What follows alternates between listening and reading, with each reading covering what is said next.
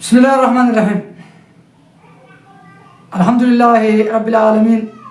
وبه نستعين على أمور الدنيا والدين والصلاة والسلام على نبينا محمد وعلى آله وصحبه أجمعين أما بعد. بليان كي خبجمتوتا في جالتمتوتا إيقام مقا ربيتين إيقاليه ربي فارسي نبي محمد صلى الله عليه وسلم إرقما الله تي نجي أفرامة إيقان أنقلاسي بودا كراها سوى غياتين أجدي بيا وبليان كي خطيقا في خبودا خفقو فيديو ورين أفان كي يخنا بيتن أمني أورمو نما وليقلا هندنو أكجتنت السلام عليكم ورحمة الله وبركاته سنجيكم برمت بليان كي يخبا جمو شيخ بيان دعوة مالي بدوفي يجون كيسن رولم ونين أندوفي أورموتا سلالي كيستي إدوتنا دينان أجيبمن دينان قلمن ألا في جولي منقدوت دبي غناتو نفيد يجو هاي شيخ يسين ومدينة سويتني مالي في رفتني خجوز نولم دين جتون جرو إلمنا ما هنداتو غيست ترقم جرون إلمنا ما اتنجراتو nama din beeku tu jiruma sanu haala ilmi namaatti hin jiraatu beeku. Kanaafuu obboleeyyan keenya kabajamoo warra dhume ka kiristaanotaatis biyyan irraa salphattu jenne boo akkanuma jedhanii mire ka islaamaatis zaalimaatu isaan fixe rabbiin haaraana muuf jannata rabbi haa kennuuf warreen islaamaa qaba akkasuma keessatti argamanis obboleeyyan keenya kabajamtoota amma yeroo tana keessatti bulchiinsi Oromoodha wanni beekuun nurraa barbaadamaadha warra biyya bulchuu fi warra biyyaaf lolu isaan hundinuu yoo takka tokko ta'anii waa'ee dantaa ofiif irraa dhiisanii akkuma saba bakka bu'anii saba dura deemu jiranitti gatta'anii haasawanii yoo akkam taane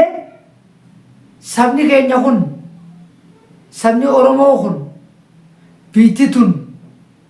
sabaa sablammoonni biyya teenya keessa jiru kun biyyuma wajjinuu akkamiin nagaa hirkataa jaanii wal mari'atu eegasi wanni argamne hin jiru hogguu karaa kanaanis nu dhuftu teenyuma karaa ammaan tanaa kanaanis nu dhuftu keenyuma tanaafuu namni walitti dhufee wal mari'atuu barbaachisaadha teenya nuti loltoonni bilisummaa Oromootis ummataaf lollaa jeete qabaye warri biyya bulchaa jiru amma aangoodhaa aangawoota biyyaati biyya harkaa qabaawwi akkatti ummanni keenya kun akkantu diinni isaan hin tuyne ta'u yoo isaan kun walitti dhufanii akkamitti saba keenya kana ceesifna jedhanii wal mari'atan mootummaanis wanni ummanni qabsaa'onni barbaadu maali wayi dantaa isaaniitiif qabsaa'anii dantaa ummataatii miti nutis dantuma ummataatiif qabsooynee amma rabbii hireetana harka keenya fide jedhanii namoota kana hunda walii yaamanii ifiifis itti dhiyaatanii hayyoonni Oromoodhaa doktorotaa fi piroofeesaroonni namni ambeeka Oromooti jiru hundi irratti hirmaatee waan takka ta Oromoodhaaf ifii waltaanii وان سبب في تهورتي والتهورة وري دوان دنتا قبا خنام فهم دنتا قبا خناتي سيمتي دنتا حواسا خنا حواسني يوم يو بكتيا فان بيجي سان جراتم بيجي ساني لفساني والدا بنا سانيتيف أكروري فمني بك هندت نوجا تكروري فمني جاني ولد فني والتاني سبب يغناب فري سبب كنو غري سبني وان إسان يفتو نبيخ وان إسان يفتو نبيخ نجو تنافو بلچونيس yoo akka gaaritti biyya keessa deemee waan biititti jirtu biyya fi ceesisee waan biititti jirtu hin laalin ni gaafatama guyyaa qiyaamaa. Nabiin keenya alayhi salaatu wasalaam akka jedhan gaafatamoodhaa jedhan. Daanyaan tokko gaafatamaadha yoo waan irraa gaafatamu san hojii irratti hin oolchine وان سنرا وان أمان تنتي قافة ما تيتنرا وياك يا ما قافة مفتاجن أكا موتوماتيس أكا جايبات درسو موتوما نمو بيا فولدرتين ديما جرا فولدرت تركافة چيسا جرا خرا دينگيتينيس خرا بيجاروتينيس أمو أمتا أغرتي قابساو تاوجين ولد دفو قبن قابساونينيس دفني دنتا سبا ساني رتي تينيا هفتو نوتي سبب قبولي قابسويني غاري جر أما سري ولاتو بنين سناتو جاني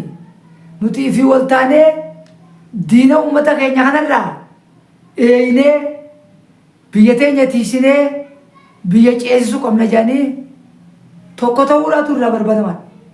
رب سبحانه وتعالى كجو وشاوروا في الأمر جا أمري تلقى بيا غيست هاتو هو مفد غيست والمريجو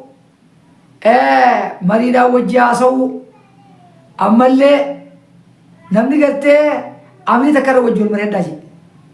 تنافو أزوئيسين كون غمنايس أمتي قوي لتجرو خونيس غمنا بيجا بلچا جرو سبني خين إدو تنتي كمي لم يشنين جنة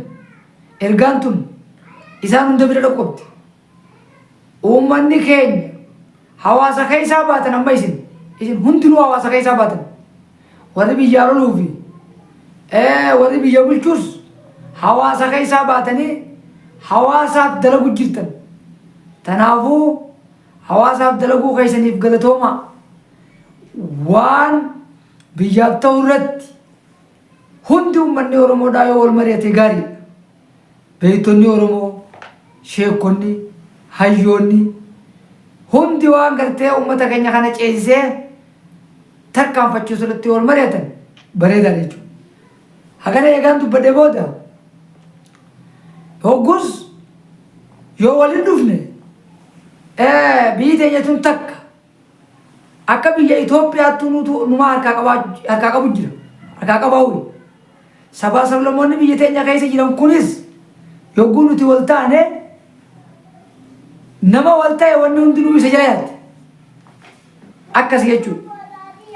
ifiif akka gartee ifii wal diddanii diinni akka gartee hawaasa keenya hin balleessine tanaan isinii dhaaman akka ishee bayaan daawwaatti ifii wal ta'a hawaasaan fuuldura deema biyya teenya keessa eessa sabaa sablammoota keessa kamitu waan biyya teenya hin taane dalagu jira qoradha saniifuu isin wal ta'uun isinummaa wal taanaan sabaa sablammoonni biyyattii keessa jiru toleeti tokko isin dubbatu addunyaan nu isin jalaa fursuu dandeessu jechuudha amma laal amma fannoon ummata keenya kanuma biyya isaarra jiru akkasitti intala dhalaadhaafa qottoon akkasitti dhooytee yogguu lafa darbitu yogguu ijoollee xixiqqoorraa fi ijoollee xiqqoo daa'immanii fi manguddoota karaa irratti akkasi fixxu. Hogguu biyya sanirraa namoota akkasi baqachiiftee namni bosona keessa baqatee taa'u. Dubbiin kun nama saalfachiisa. Kanaafuu isin Oromoodha hundinuu nama tokko ofiitti hin barbaadinaadha. Namni yoo wal ta'e aalamni kanumatti ifiifutti yaa'ee waan tole takka aalamni karasaayyaa rabbiin aalamaallee waan san fuulduratti tarkaanfachiisaaf jechuudha. Waan isaan irra wal ta'an san ni taasisaaf. Ummata keenya akka eedan wal taatanii ummata keenyaa fi biyya teenyaa fi akka eedanii isiniin jaa. Ammoo obboleeyyan keenya kabajamoo maaliif waan kana dubbattaan ani injina dubbachuun qofa sagaleen xiyyaas nama bira dhaqu qabdi. Kanaafuu rabbiin ummata keenya haa tolchu, rabbiin wal nuu haa taasisu, rabbiin ummata keenya wal nuu haa taasisu, rabbiin warra fuuldura deemu rabbiin haa godhu, warra gartee wal tahee biyya saniin deemee diinilleen ummata ol godhatee jalatti hin laalle rabbiin haa godhu. Xiqqaa guddaan keenya Sheekh Abdarasaan keenya tokko taanee waan akka diinii nutti hin hajamne ta'uu qabna jechuudha. Diinii nama wal dide idduu seeneeti ajandaa barbaadee fi saayikiloojii nama kanaa fedhii nama kanaa laalee waan namni kun fedhu haasawaadhaa si wayyi jirre jechaani kan kun fedhu haasawaadhaa si wayyi jirre jechaani idduudha akka nama wal dideetti isaan kana waliin dhawee waan isaan idduu jirutti fayyadama biyya teenyatti jechuudha. Amma biyyi teenyatti hin dublo waa takka uumaa agartee namni waa hedduu keessaa baasees hin jiru. Ifii wal diddanii uummanni biyya bulchuu hin danda'u jedhanii biyyarraa namni biraa akka gartee nu idduu dhufee biyya teenya tana qabna jee biyya teenya tana balleessu kan taane ifii wal ta'aadhaa idil addunyaatti akka tola keessanirraa namni haasa'u akka rabbiillee isinirraa jaalatu akka hawaasni keessanillee isinirraa jaalatu akka taatanni asumaan isinii dabarsaa anillee ni nabdadha akka isin tokkoomtan akka eega isin tokkoomtanii diinni keenyallee biyya laaqamee isinuma jala deemee uuma isin gartee qaraara isin baaftan hojii irratti oolchu malee akka qaraara tokkollee isin kennuu hin dandeenye ni hin beeku.